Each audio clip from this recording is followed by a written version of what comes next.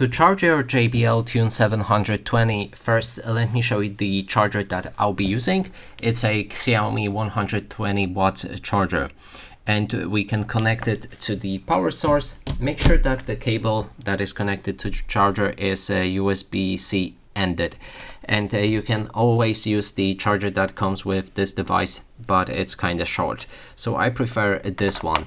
And we can connect this charger to the right ear cap.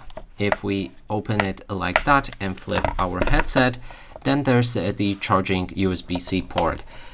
Connect your cable to it and then wait until the LED lamp glows in blue, which will indicate that it's fully charged. And that is basically everything. You can also use the cable connected to PC, or if you're traveling with the bus which has USB port as well, you can charge it the same way. So if you have anything that you can connect a USB-C cable with, you can charge this device.